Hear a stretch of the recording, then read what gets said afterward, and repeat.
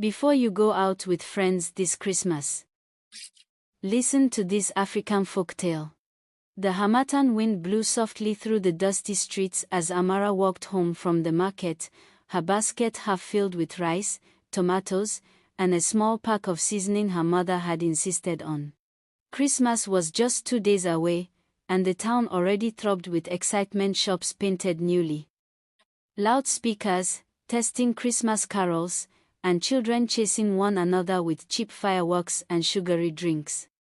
Amara loved this time of year, not just because of the food and music, but because the whole community seemed to breathe as one. As she turned the corner toward her street, she saw them waiting, Chika, Ngozi, and Bisi, her closest friends since secondary school, dressed in tight jeans, bright tops, and confidence that bounced as loudly as their laughter. They weren't holding baskets, or firewood, or anything that smelled like responsibility. They were holding their phones ringing, glowing, and buzzing with plans. Amara! Chika shouted, jogging up to her and linking arms. We've been looking for you since morning. Why is it that every time we have plans, you are always buried inside market and kitchen? Ngozi rolled her eyes playfully and added, you know, she's Mama's favorite house girl. If they could chain her to that firewood stove, they would. The others laughed, but Amara only smiled weakly, balancing the weight of her basket on her hip. They told her about the Christmas Eve party in the city, lights, music, people from abroad, and a famous DJ coming to scatter the place. Chika leaned in closer and whispered that there would be big boys, men who drove cars with leather seats and wore perfumes that smelled like new money and foreign countries. As they painted the picture, Amara could almost see it, a room full of glitter and possibility, very far from the simple wooden chairs and plastic plates of her family's yearly Christmas gathering. In that moment, between the weight of the basket and the weight of their words, her heart tilted towards something dangerous, the desire to belong to a bigger world. That evening, as the sun melted into an orange bruise on the horizon, Amara sat on a low stool in the kitchen, helping her mother pluck the feathers off a chicken. The smell of spices, palm oil, and smoke wrapped around them like an old shawl.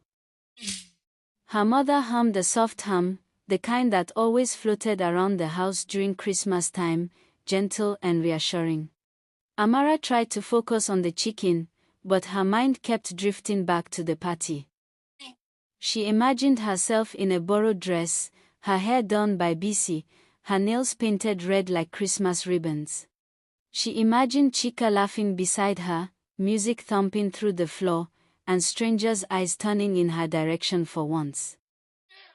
The thought both excited her and made her stomach twist uneasily. When her mother paused her humming and asked, "What is troubling you, my child?" Amara almost said, "Nothing." But something in her mother's eyes, old and wise like the village mango tree, made her confess. She told her mother about the party, about the city, about the DJ and the big boys and the way her friends had looked at her like she would be foolish to say no. When she finished, her mother was silent for a long time, picking at a stubborn feather with a kind of nervous patience. Finally, she sighed and said, "Not every light is from God. Some lights only shine to lead people into darkness." She reminded Amara of stories she'd been told as a child of girls who followed friends into the night and returned with empty eyes, of boys who entered parties and never came back, of spirits that danced behind human laughter. "I am not saying do not go out with your friends," her mother continued softly, "but remember that loyalty is not shown by walking into trouble together. Real loyalty is shown when you help each other choose the right path." Amara swallowed hard, feeling a sting behind her eyes. Her mother's words were like a hand pulling her back from a cliff, yet in her chest a battle raged, because another voice whispered, "You are always the good girl. For once, can't you just live?" The next day, the town seemed louder than usual. Motorcycles rode past with bags of rice, crates of drinks, and people shouting prices into the air. Amara met her friends at a small kiosk near the junction, where a wooden bench sagged under the weight of gossip and sugary drinks. Chika was already there, scrolling on her phone, her long braids tied up in a high bun. Ngozi stood in front of a tiny mirror, adjusting her earrings, while BC argued with the vendor about the price of chin-chin. When Amara approached, Chika looked up sharply, her eyes searching Amara's face as if reading an exam result. "So?" she asked without greeting. "You're coming tonight, right? Don't tell me your mother wants to lock you in the house again like a child." There was a teasing tone in her voice, but also a challenge. Amara felt the blood rush to her cheeks. She opened her mouth, and her mother's words tried to climb out first, but they stumbled and fell. Instead, what came out was, "I'll come." The words tasted strange, like a fruit that looked sweet but hid bitterness under its skin. The others squealed and cheered, hugging her and tugging at her arms. They began to plan everything: how she would sneak out quietly after the family dinner, which dress she would borrow from BC's wardrobe, how Chika's cousin's car would pick them at the corner by the big palm tree. As they spoke, Ngozi whispered, "This is our chance, Amara. We will not stay stuck in this small town forever. This party is just the beginning." Their dreams poured out like soda bubbles, rising quickly, filling the space between them with glittering possibility. Amara laughed with them, nodded with them, and tried to believe she was ready.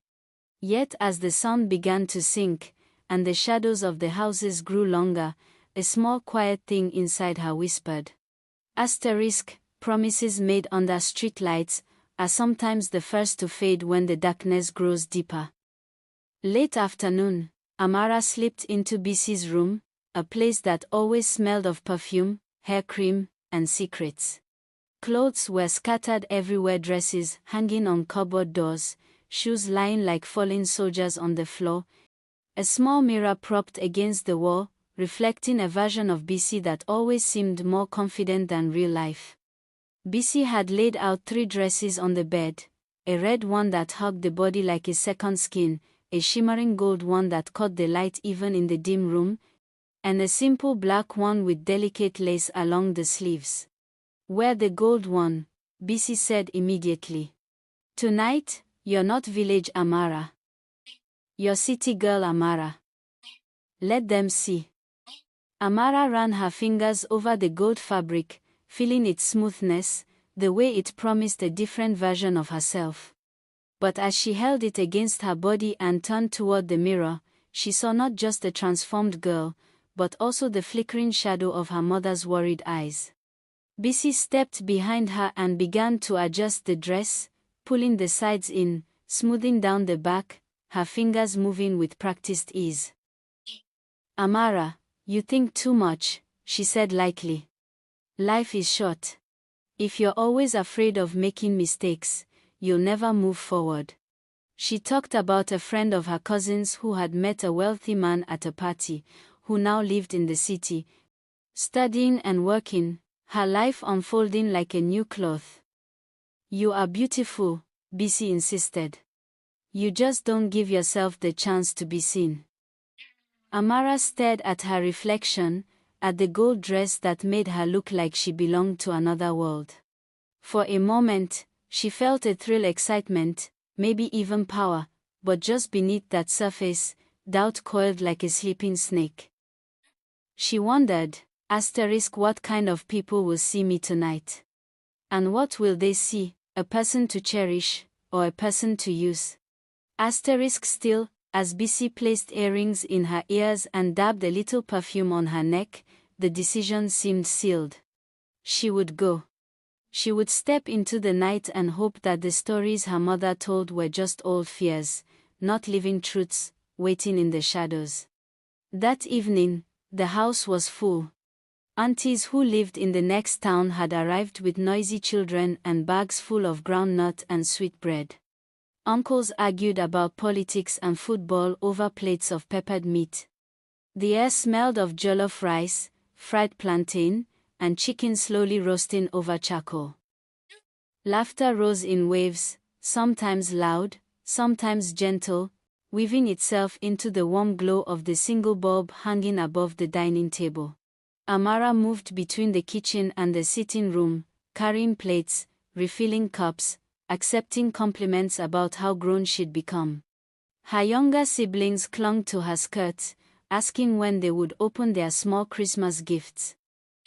It should have been enough, this scene of simple joy and shared food. It had always been enough before. But tonight, there was a clock ticking in her mind, counting down to the moment she would slip away. Her father, a quiet man with kind eyes and lines on his face that told stories of struggle and endurance, called her to sit by him. "You have been on your feet all day," he said, motioning to the empty chair beside him. She sat, and he placed a piece of chicken on her plate, smiling. "You know, your mother and I are proud of you," he said softly, his voice barely rising above the noise. "You have always honored this family." Not every child remembers where they come from when the world starts calling them. The words hit her with unexpected force, like a gentle hand pressing on a hidden bruise. Her throat tightened. She wanted to confess everything, that in less than an hour, she would sneak out wearing a borrowed gold dress, heading to a place they would never approve of. Instead, she forced a smile and said, "Thank you, Papa." The guilt sat heavy in her chest, but she pushed it down, telling herself that it was just one night. Just one party. Just one harmless secret. She did not yet know that sometimes, it is the just one's decisions that carve the deepest scars into a life. After the plates had been cleared and the younger children sent to bed, the house finally began to quiet down. The clock on the wall ticked steadily, each second a reminder that time was moving, pushing her toward her choice. Her mother sat on the veranda, humming another hymn, her fingers moving over a string of worn prayer beads. Amara slipped into her room, heart pounding as she closed the door softly behind her. She pulled the gold dress from its hiding place, folded carefully beneath her wrapper inside a small bag. Her hands trembled as she put it on, the fabric whispering against her skin like a secret. She wrapped a shawl around herself to hide it and tied her hair in a simple scarf. Outside, a motorcycle roared past, followed by another. The night seemed to be waking up, stretching its long arms over the town. She cracked her door and peered out. Her mother was still on the veranda, eyes closed now, lips moving in silent prayer. For a moment, Amara's feet refused to move. The weight of what she was about to do pressed down on her chest, making it hard to breathe. Asterisk, is this how betrayal begins? Asterisk, she wondered. Not with hatred or anger, but with small lies whispered in the dark. Then her phone vibrated. A message from Chika. "We're waiting. Don't chicken out." A second message from Ngozi followed. "If you're not here in 10 minutes, we'll go without you." That thought pricked her pride.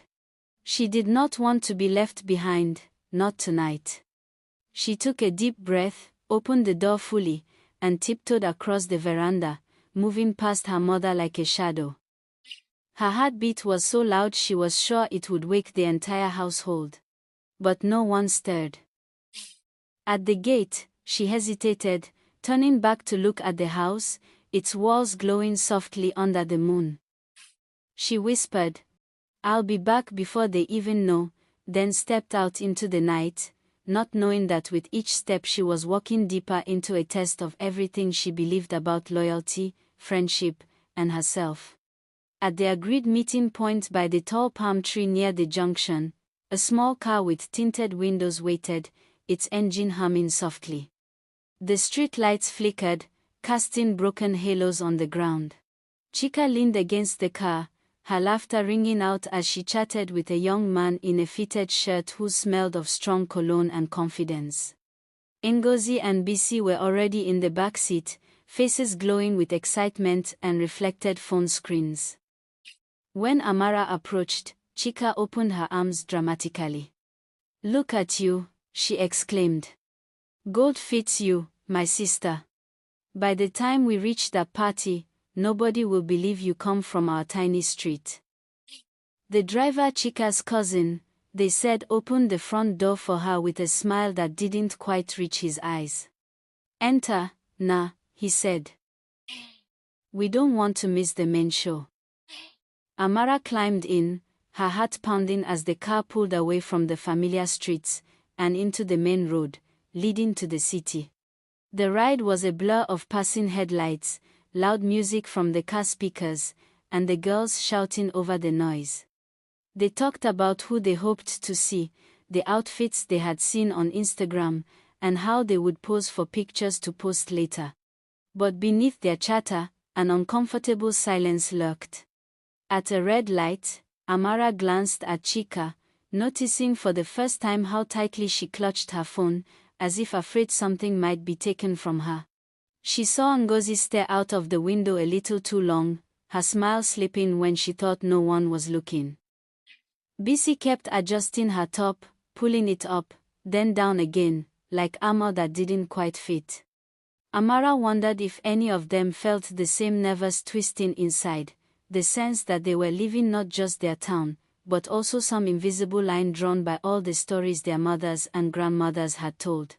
Yet, when the city lights finally appeared in the distance, bright and glittering like scattered stars, a cheer rose from the girls. The driver laughed and turned the music up. The car surged forward, carrying them toward a night that would not be easily forgotten. The party wasn't in a club, as Amara had imagined, but in a large house on a hill, its compound filled with cars that gleamed under bright security lights.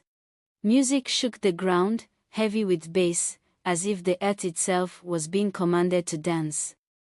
People moved in and out through the gate, dressed in clothes that sparkled, shone, and clung. Laughter, sharp and loud, spilled into the night air. As they walked toward the entrance, Amara felt small, like a child who had wandered into a place meant for adults, yet she also felt strangely invisible, swallowed by the crowd. A man at the gate nodded at Chika, who seemed to know him, and they were waved in without question. Inside the compound, clusters of people stood around, drinking from red cups, taking photos, shouting over the music. The house itself pulsed with colored lights from the windows, red and blue and green washing over the walls like restless spirits. Amara tried to steady herself as they moved through the crowd. She clung to BC's arm at first, but soon the others were pulled in different directions. Someone called Chika from across the yard, an old friend dragged Ngozi toward the dance floor, and a boy with kind eyes asked BC to show him where the drinks were. Within minutes, Amara found herself standing alone near a corner of the compound, the sounds and lights pressing in on her. She watched as Chika laughed with a group of older men, one of whom slipped his arm around her waist like it belonged there. She saw Ngozi already sipping from a cup, swaying slightly, her laughter too high, too sharp.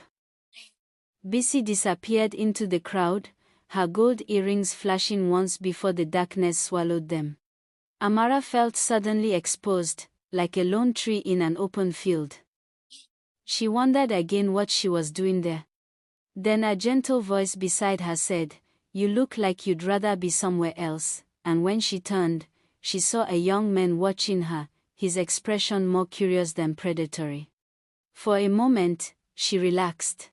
But in a place where everyone wore masks made of smiles and perfume, it was difficult to know who was safe and who carried storms in their pockets. Inside the house, the air was thick with smoke, perfume, and the heat of too many bodies pressed together. The music was louder here, bouncing off the walls, and vibrating through the floor. The young man who had approached Amara outside introduced himself as Kelechi. He seemed different from the others, softer, less hurried. He asked about her town, her family, her dreams. When she said she wanted to study someday, maybe become a nurse, he nodded respectfully. You have sense, he said. Most people only think of the next party, not the next year.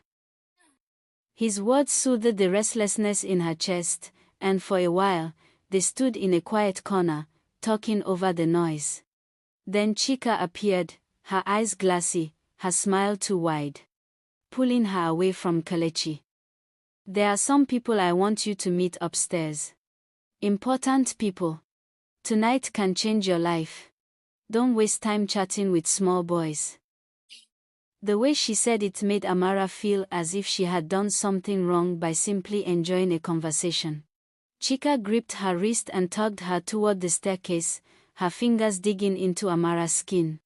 As they climbed, the music grew muffled, replaced by other sounds, low voices humming behind closed doors, distant laughter that didn't quite sound joyful. The corridor upstairs was dim, lit only by a few wall lamps that flickered occasionally. At the far end, a door stood slightly open, light spilling out in a sharp line across the floor. Chika leaned close and whispered, "There's a man inside who likes to help girls like us. He can sponsor your education, your business, your everything. Just be nice. Don't spoil our chances with your village manners." Amara's stomach dropped. The whispers she'd overheard growing up about big men and small girls suddenly took shape in front of her like a shadow. "Chika, I don't like this," she whispered. "Let's go back downstairs. We came to dance, not," but Chika's face hardened. "You think you're better than us," she snapped.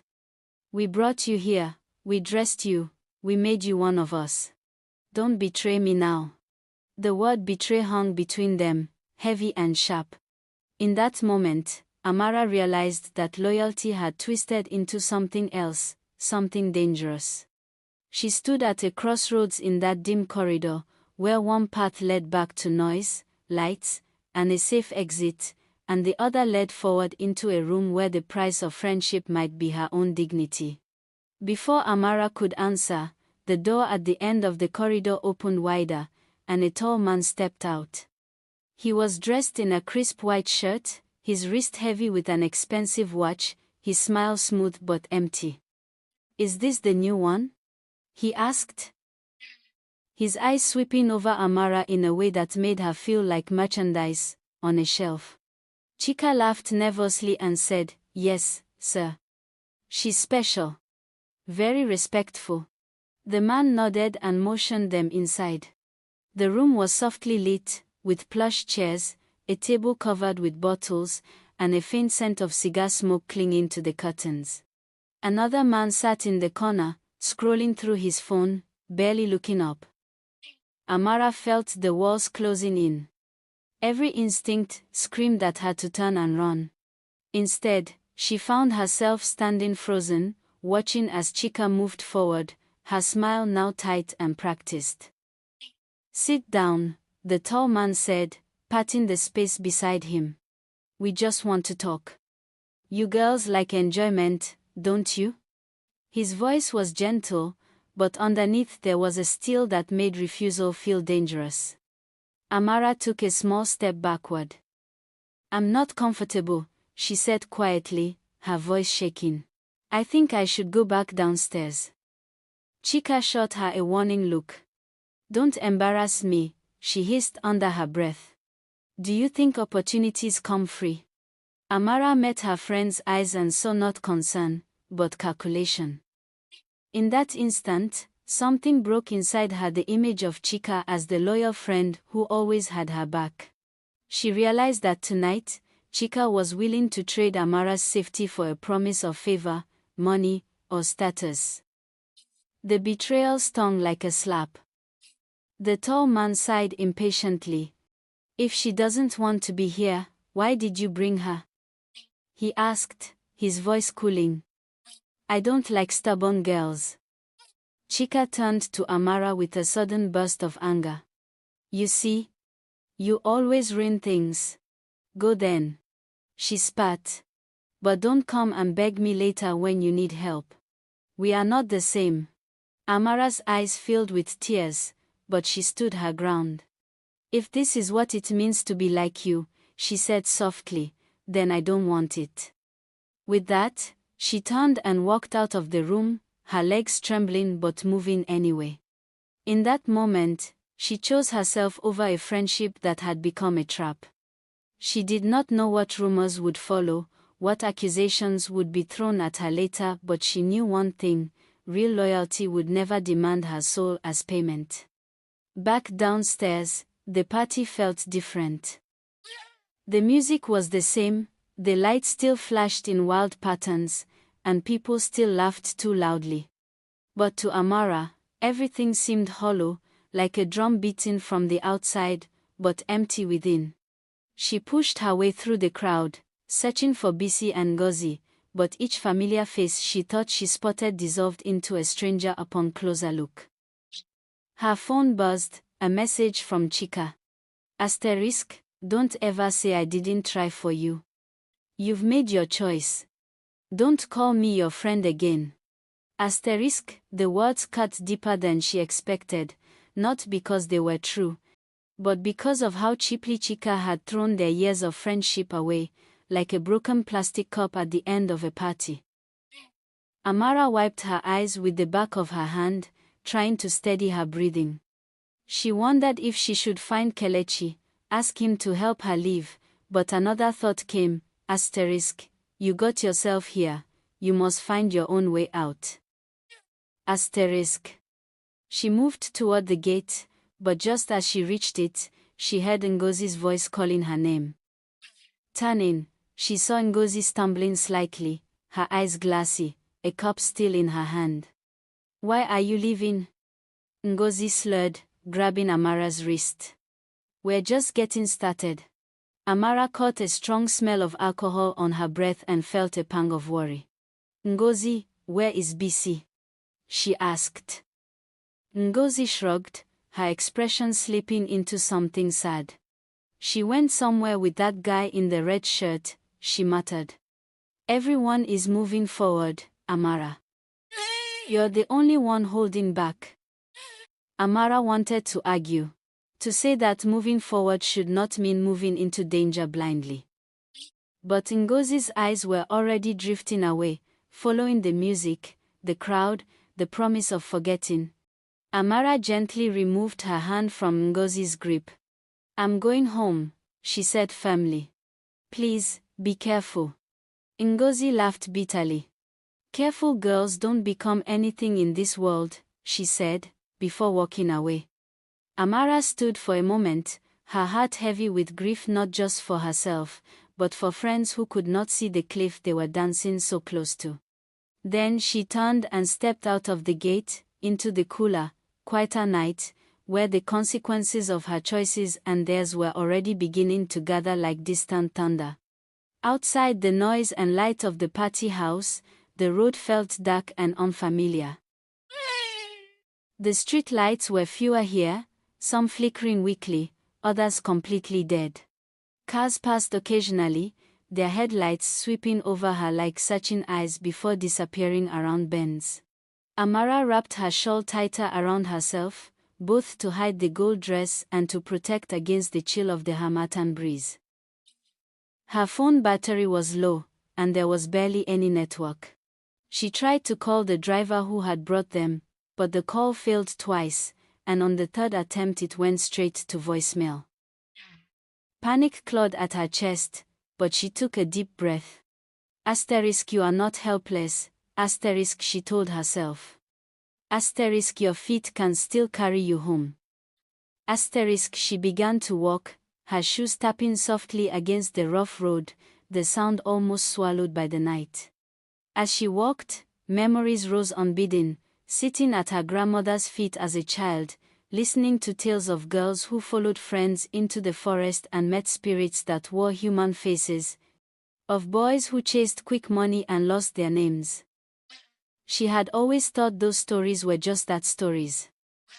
Warnings wrapped in magic to make children obey.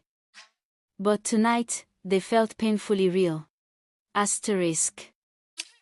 Maybe the spirits these days don't live in trees or rivers. Asterisk. She thought. Asterisk, maybe they wear designer clothes, drive big cars, and offer help with small conditions. Attached. Asterisk, a motorcycle slowed as it approached her, the rider staring for a moment before speeding away. She quickened her pace, heart pounding again. Above her, the sky was wide and full of stars, indifferent to her fear and confusion. With every step, she imagined her mother waking, discovering her empty bed. She imagined her father's disappointment, her siblings' questions. Shame burned her cheeks. Yet beneath the shame, a quiet strength began to grow. Yes, she had disobeyed. Yes, she had been foolish. But she had also walked out of that room. She had refused to trade herself for favors.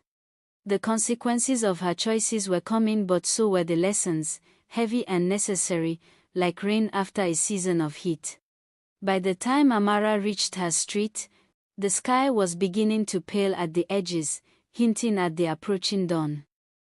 The Christmas glow that had felt so warm earlier now seemed faded, as if the night had stolen some of its shine.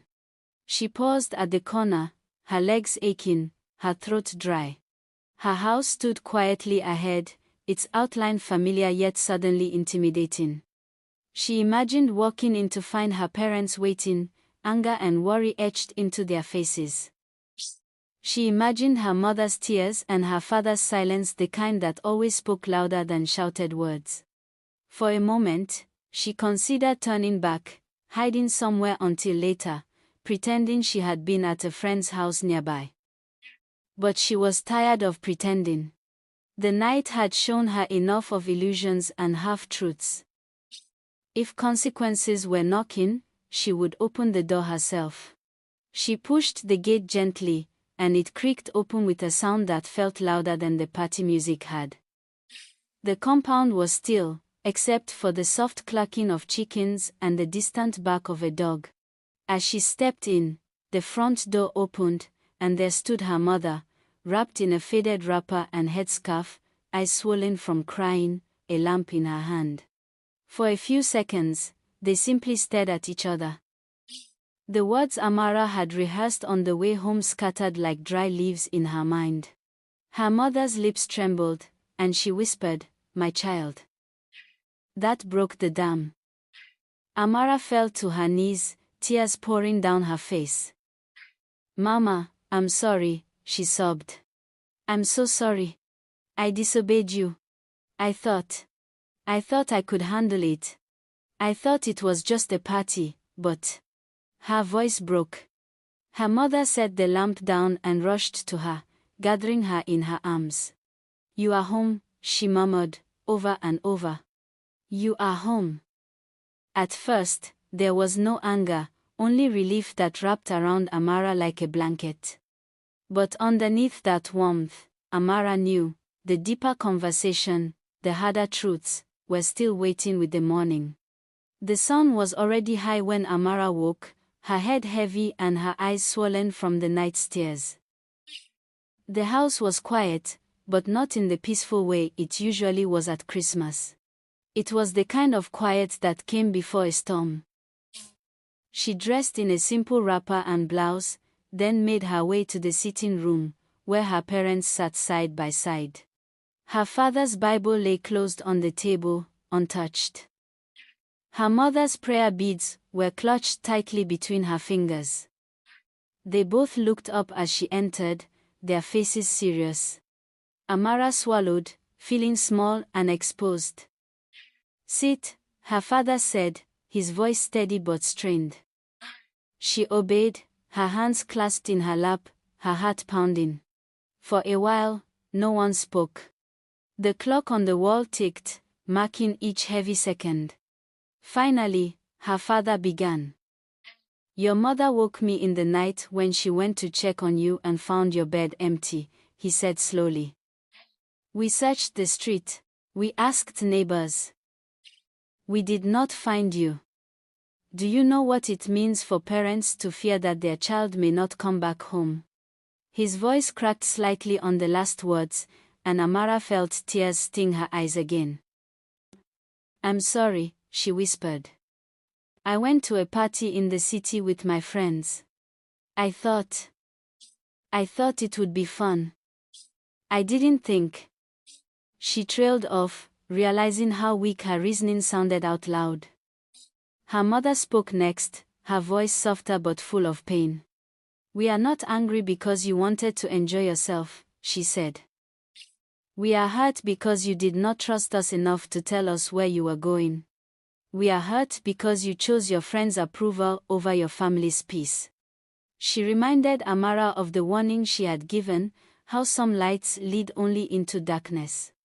Loyalty is not proven by following people into risky places, she said. It is proven by respecting those who love you enough to say no when the world says yes. Amara listened, each word carving itself into her heart.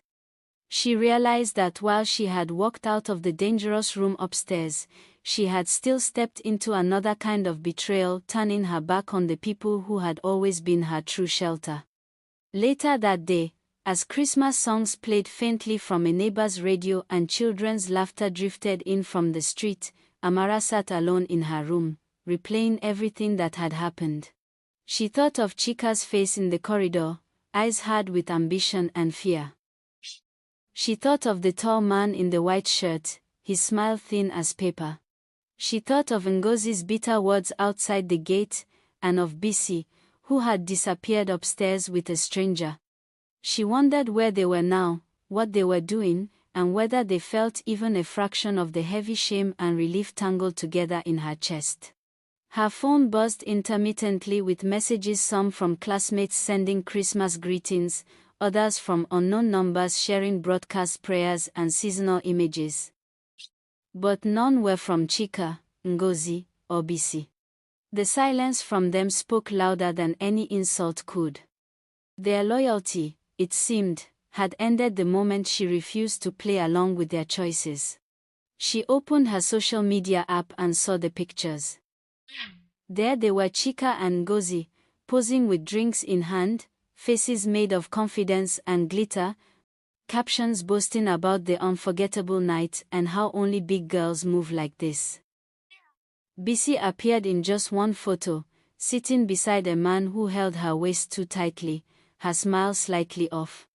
The comments below were full of fire emojis and praise. People saw only the glamour, not the price. As Amara scrolled, her chest tightened. For a moment, she felt a pang of regret. If I had stayed, maybe I would also be in these pictures, looking bold and beautiful, she thought. Maybe people would finally see me as someone who belongs. But then she remembered the room upstairs, the way her skin had crawled under the man's gaze, the way Chika's words had turned her from friend into bargaining chip. She closed the app and set her phone aside. Appearances, she whispered to herself, are the easiest things to betray. Real loyalty, she was beginning to understand, was not in the pictures people posted, but in the unseen choices they made when no one was clapping. 2 days after Christmas, the town hummed with its usual post-festivity routines, clearing leftovers, counting expenses, telling stories of the celebrations. But beneath the surface, another story began to spread, soft at first, then louder. A girl from their area had fainted at a party in the city and been rushed to the hospital. Some said it was too much alcohol. Others whispered about drugs being slipped into drinks. The details changed with each retelling, but one thing stayed constant: the name. Bisi. Amara had the news from a neighbor who came to buy tomatoes from her mother. The woman spoke casually, as people do when gossip is still new, not realizing whose hearts they were cracking open with every word. They said she went upstairs with a man, the neighbor said, and later someone found her unconscious. These children of nowadays don't listen. Amara felt the world tilt. Her hands shook so badly she almost dropped the bowl she was holding. Her mother's eyes met hers, full of unspoken questions, and a quiet, heavy sadness. Later, alone in her room, Amara replayed the moment when Bisi had disappeared into the crowd, gold earrings flashing. She thought of how they had all chased excitement without fully knowing the dangers waiting. Tears filled her eyes, not just for Bisi, but for all of them. She tried calling her friend, but the number went unanswered. When she messaged the group chat, only Ngozi responded briefly, asterisk. She's in the hospital. Family is angry. Please don't tell anyone you were there too. Asterisk, the message stung. Even in crisis, the instinct was to protect the image, not confront the truth. Amara typed and deleted several replies before finally sending, asterisk, I'm praying for her. We all made mistakes that night. Asterisk, when no response came, she placed her phone aside and knelt by her bed. For the first time, her prayer wasn't just for forgiveness for herself, it was for her friends too, for their safety, for their eyes to open, for their hearts to learn what hers was slowly learning. That the consequences of betrayal of self and others rarely fall on just one person. They ripple outward, touching families, futures, and faith. A week later, after many discussions, hesitations, and quiet debates between her parents, Amara's mother suggested they visit Bisi's house. When people are in trouble, that is when they most need real friends, she said. We may not agree with the choices that led them there, but compassion is not a reward, it is a responsibility. Amara agreed, though fear fluttered in her chest. She wondered how Bisi's family would look at her, knowing she had been at the same party. They walked together to the compound, carrying a small flask of soup and some fruit, simple gifts, but offered with sincerity. When they arrived, the atmosphere in the house was heavy. Bisi's mother sat on a mat, her eyes red-rimmed but dry. She greeted them politely, then motioned for them to sit. There was a weariness in her voice that seemed older than her years. She explained that Bisi had been discharged from the hospital but was still weak, both in body and spirit. She doesn't talk much, she said softly. Sometimes she just stares at the wall. I keep asking myself where I went wrong. When Amara was allowed to see Bisi, she found her friend sitting on her bed, staring at nothing in particular. The lively, confident girl, who once ruled every room she entered, now looked small, like a bird whose wings had been clipped. Bisi, Amara said gently, sitting beside her. For a moment, there was no recognition. Then, Bisi blinked and focused on her, eyes filling with tears. You left, she whispered. You left that night. You were right to leave. Her voice shook. She began to speak in broken fragments about the party. The man in the red shirt, the drink that suddenly made everything spin. The way she woke up in a hospital bed with strangers' voices around her and her parents' faces carved with disappointment and fear. I thought I was in control, she said, her voice cracking. I thought loyalty meant following my friends into whatever they chose. But when I needed help most, everyone was busy protecting themselves. Amara took her hand and squeezed it. I'm sorry, she whispered. We were all so blind. But you are still here. That means your story is not over. In that small room, surrounded by quiet regret and fragile hope, both girls began to understand that loyalty is not proved by who stays in the loudest places, the longest, but by who shows up when the music stops. In the weeks that followed, as the new year began its slow march, the friendships among the four girls changed shape. Chika barely spoke to Amara or Bisi, her pride acting as a wall she refused to climb over. She threw herself into new circles, new outings, determined to prove she was untouched by what had happened. Ngozi drifted between them all, sometimes messaging Amara late at night with confessions of her confusion and fear, other times joining Chika at smaller parties, clinging to the fragments of the life she had imagined as freedom. But something had shifted in Amara. The night of the party had burned something away, the desire to impress people at any cost, the need to belong to groups that demanded pieces of her soul. She began to spend more time at home, helping her parents, reading borrowed books about nursing, and volunteering occasionally at the small clinic down the road. BC, still recovering physically and emotionally, often sat with her, their conversations quieter now but deeper. One afternoon, as they sat under the shade of a mango tree, BC turned to her and said, "You know, I used to think you were weak, because you were always cautious. But that night, you were the strongest out of all of us." Amara shook her head. "I still am, sometimes. But I learned something, being afraid and still choosing what is right is a different kind of courage." They talked about what loyalty really meant, not just to friends, but to themselves, to their families, and to the futures they hoped to build. They made a quiet pact, to hold each other accountable, to question each other's choices when necessary, even if it caused temporary anger, and to never again confuse peer pressure with love. It was not a flashy, dramatic oath, the kind that comes with music and applause. It was simple, the way most important things are. And slowly, as days turned into weeks, this new understanding began to heal the fractures between them, not completely, not perfectly, but honestly. A year later, Christmas came again, bringing with it the familiar Harmattan breeze, the sound of carols, and the scent of cooking that wrapped itself around the town. But this Christmas felt different to Amara.